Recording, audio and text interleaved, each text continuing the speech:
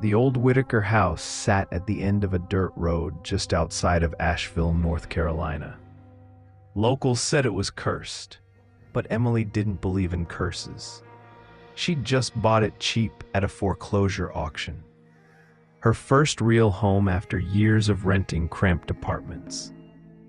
The place needed work. Sure, peeling wallpaper, warped floors, and that smell of damp wood that never seemed to fade. But it had character. She planned to fix it up, maybe even start a small art studio in the back room. The neighbors smiled politely when she moved in, but their eyes lingered with something close to pity. "You'll want to keep the radio on at night," one of them muttered. Emily laughed it off. The first night was uneventful until around 2 a.m. when she woke to a faint whisper. At first, she thought it was the wind pushing through the old shutters, but it had rhythm, soft syllables, like someone speaking through the walls.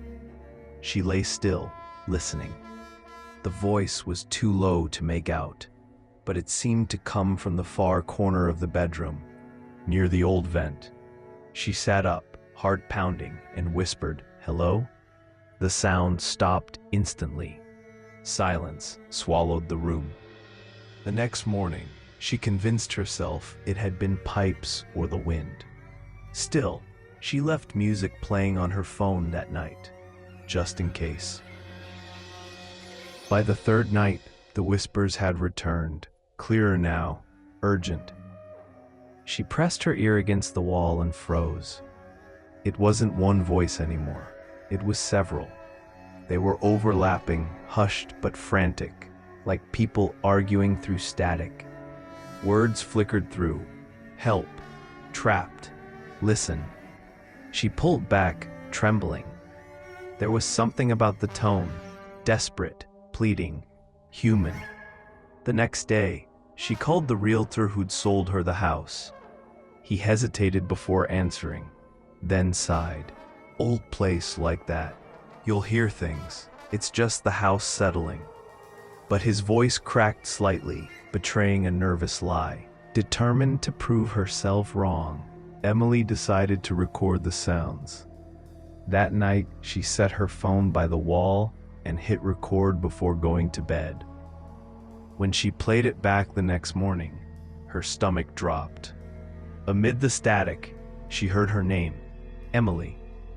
Then a pause, followed by a wet, dragging sound, like something moving inside the walls.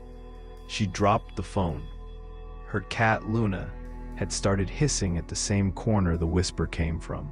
Emily grabbed a flashlight and pried off the vent cover. Inside, the darkness seemed thicker than it should be. She reached in, expecting dust and wires, but her fingers brushed something cold and soft. She yanked her hand back, heart hammering. Her fingertips were damp, smeared with what looked like mud or maybe something else. The smell rising from the vent wasn't dust. It was rot. She ran to the basement to find the ductwork and traced the vent's path along the wall. Behind a sheet of crumbling drywall, she found something strange. Faint indentations, like handprints, pressed into the wood. Her flashlight flickered. Then, faintly, she heard it again. Only this time, it wasn't whispers. It was breathing. She backed away slowly, the deem trembling in her hand. The house felt alive, like it was listening. She called a local contractor the next morning, telling him the walls felt damp and unstable. He arrived, an older man with weary eyes, and began inspecting the plaster. After a while, he looked at her and said quietly, "You know this place was sealed for almost a decade, right? Family vanished. Police never found them." Emily felt her chest tighten. Vanished how? The man scraped at the wall with a crowbar, and a crack split down the center. A foul, earthy smell poured out. He froze, staring at what was inside. Something pale, like the curve of a bone, was pressed into the wall. "Ma'am," he whispered, backing away. "You need to call someone." Police arrived within the hour.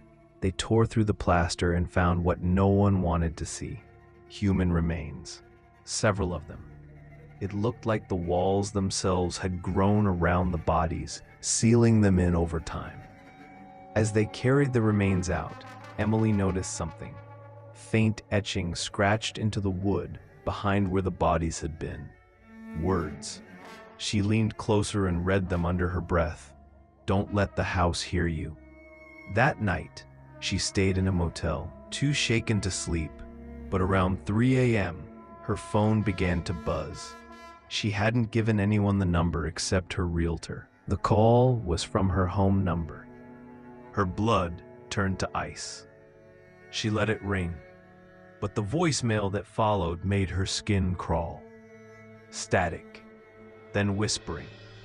Dozens of voices overlapping, some angry, some pleading, and beneath them all, one voice she recognized, her own, whispering, "You shouldn't have opened the walls." The next morning, police returned to investigate, but they found the house empty. Emily's belongings were gone. The walls freshly painted over. No one ever saw her again. Locals say if you drive past the Whitaker house on a quiet night, you can still hear faint voices from inside, whispering, waiting for someone to listen.